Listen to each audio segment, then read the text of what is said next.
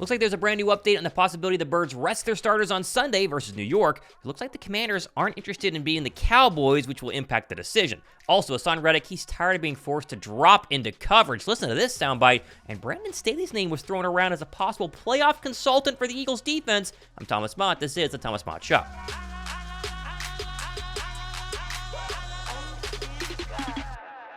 Well, the biggest decision of the week rests on the shoulders of Nick Sirianni, whether or not he wants to rest the Eagles starters on Sunday versus the Giants. Of course, it's obviously due to the fact the Cowboys can make things obsolete. A win, Dallas is the 2 seed, and an Eagles win or loss is basically obsolete. And while 67% of Eagle fans, according to this 94.1 WIP poll, said the Eagles should not rest their starters, Sirianni, when asked earlier this week, seems still trying to decide, or he's just lying and trying to hide his actual decision. Yeah, sure, Bob. That's a good question. You know, obviously, we try to think through everything at all times, and we're always thinking about those things. We're going to do whatever we need to do to win this game. But that's still that's a consideration what you're saying, because we think through all those different things, and so we understand we are at the mercy of another team to win the division, all those different things. But we still know that we got to, you can't control that game, right? There's so many different things that you can't control in there. So you got to do what you got to do to win this game. And hey, we also got to get out of the rut that we're in, And so I'm not saying to you yes, I'm not saying to you no. I'm saying to you that everything's discussed, but there are some unknowns about the game. Dallas and Washington. Now, I totally get wanting to get some momentum going into the playoffs on both sides of the football, but you got to remember, Washington, of course playing the Dallas Cowboys, has nothing to play for other than pride. Plus, another Commanders loss all but guarantees them the number 2 overall seed and a shot at one of the top quarterbacks. And there's also some Commander insiders hinting that players are probably going to rest versus Dallas. Do the Eagles really want to put their starters in harm's way in what could be a snowy and always terrible MetLife Stadium field? Now, my guess is Sirianni's not actually going to tell us until right before kickoff on whether starters play or whether they go ahead and rest. My guess is they're probably going to play them just to try to get that momentum. Although what I would do is scoreboard watch. I'd keep an eye on the Cowboys-Washington score. If the Cowboys start to lose, then the starters need to keep playing. But if you get to halftime and Dallas is up 20 against the Commanders, is there really a need for Philadelphia to finish out that game? I mean, remember, Philadelphia is all but locked into the 5 seed unless the Commanders pull off a massive upset, and that means their wildcard weekend opponent is going to be the winner of the NFC South, which, by the way, do you realize there are still 3 teams in that hunt? Tampa Bay, New Orleans, and the Atlanta Falcons. Now, we did get some fresh post-practice injury news yesterday with everybody participating. Pretty crazy to see except Devontae Smith. And I've been feeling Darius Slay, if Philadelphia goes ahead and plays their starters, probably will give it a go on Sunday because he was limited again yesterday. He talked to the media about feeling really, really good. And plus, don't you want to get some reps? That way he's not completely green and fresh going into wildcard weekend. For what it's worth, Big Slay told reporters yesterday that he's not looking to go on vacation anytime soon and is really hoping for a long postseason run. You get to go out here and play hard, play fast, be in the postseason, 3 years in a row. So we know we've been here. We got veteran guys that have been in this position before, and we just go have to lean on leadership, man. Lean on the guys that's been here, understand, and with me being one of the leaders. Man, we just got to get going, and and just go attack this thing. Because like I said, I ain't trying to go to Cancun week 2. In 2 weeks, I'm trying to vibe. Even though I do want to go on vacation, but not right now.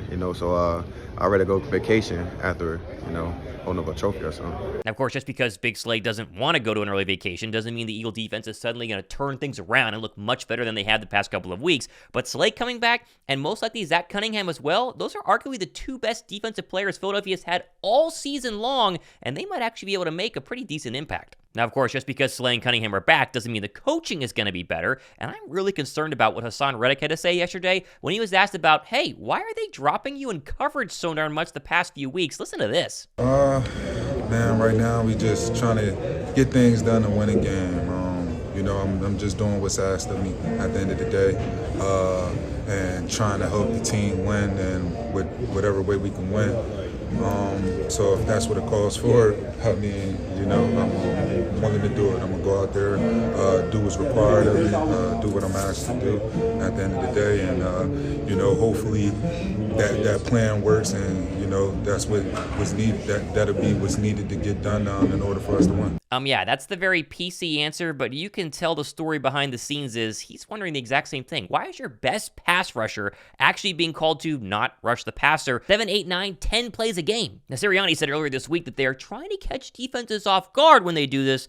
Oh, come on, I hate these stupid answers. Like, stop dropping your best pass rusher into coverage and expecting it to throw the offenses off when you clearly haven't thrown any offenses off of their rhythm over the past month. Oh, and by the way, speaking of pass rushers, remember when Philadelphia cut Derek Barnett a couple of months ago because he was completely useless early on this season? Well, since being released by Philadelphia, he signed with the Texans and registered 2.5 sacks and leads all Texan edge rushers in quarterback hits. Yikes, that's perhaps another really bad indictment of the Philadelphia Eagles coaching staff and scheme on defense. Now, with all that being said, I love the idea that former offensive tackle Mitchell Schwartz presented to Twitter the other day, saying that the Eagles should get Brandon Staley in the building as an extra set of eyes for the defense and then potentially hire him for DC next year. Still think he's a good DC despite LA Charger issues. More personnel than scheme to me, just being the HC isn't in the cards. And I actually really like this idea. I mean, think about it. Philadelphia did the exact same thing last season with Vic Fangio, where they brought him in as a defensive consultant during the playoffs, then tried to hire him after the playoff run. Thanks, Jonathan Gannon. And Staley could do exactly the same thing. And now I know you're going to say, hey, wait, his Charger defense was really bad.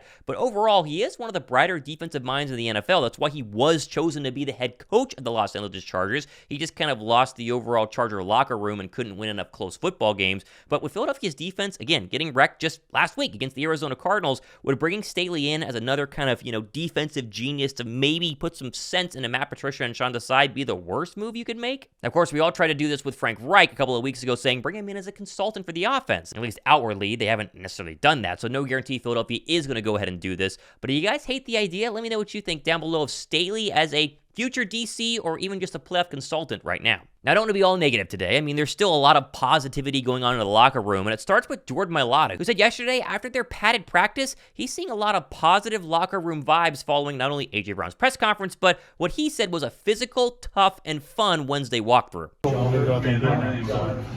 vibes are high this week, the energy's high, and got a good feeling this week that the boys are gonna get together and pull one. What's behind those good vibes? Pardon? What's behind the good vibes? What do you make of it? I think, again, doubling down on the core values, compete, connect, accountability, fundamentals, football IQ. We've definitely done that this week. You guys heard AJ talk. I think that helped a lot, especially for the young guys that we have on the team. Us old guys, we knew he was going to talk. We knew what kind of leader he is. We just need to give him space. We give him that space that he needed. And you guys, you heard him. Yeah, the whole world watching him yesterday for about 20 minutes. Crazy. Now, again, they've said the right things this week, starting with A.J. Brown a couple of days ago, but they've said the right things for, 4 weeks in a row, 5 weeks in a row, and they're 1-4 over those 5 weeks. And so we need to see better play on the field. Enough talk, right?